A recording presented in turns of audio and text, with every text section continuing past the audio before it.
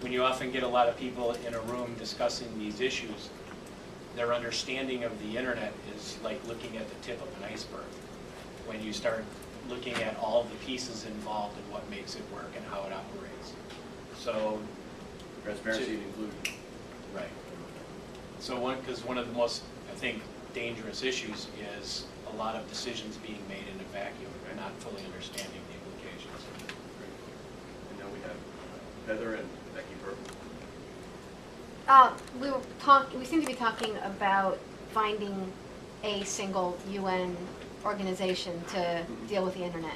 Well, that's why Let's not go there, because it doesn't really help us. Going there. Sorry, I was very inarticulate. I apologize. well, just to say that there are many UN organizations, private sector organizations, civil society organizations that have a role in the various aspects of internet governance, whether it's the limited mandate of ICANN or dealing with cybercrime, consumer protection issues.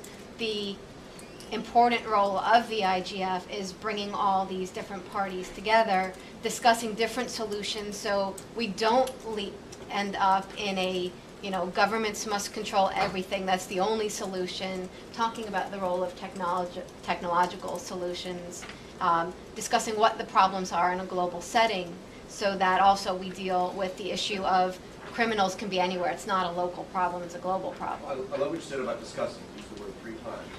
And an IGF fan like you are, we do discuss. We don't resolve. We don't come up with binding resolutions. The scenario anticipated citizens and business had lost patience, that what they needed were solutions. And I sure hope that industry delivers the way Becky and Bob said, and I hope we do, because if we don't deliver, entities that discuss may not be seen as acting fast enough to solve it.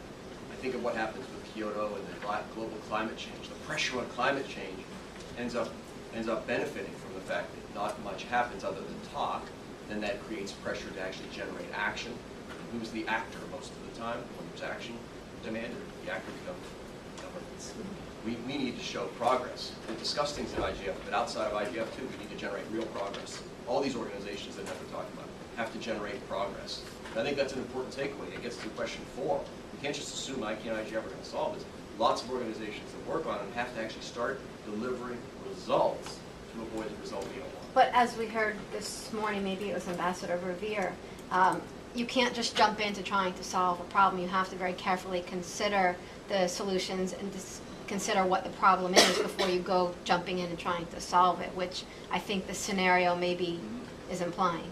Urgency of a problem or crisis is often what causes us not to be as careful about thinking about it. So if there's truly urgency of global warming, there's urgency of the Gulf of Mexico turning into an oil cesspool, then we sort of put aside a lot of those considerations that people act on emergencies.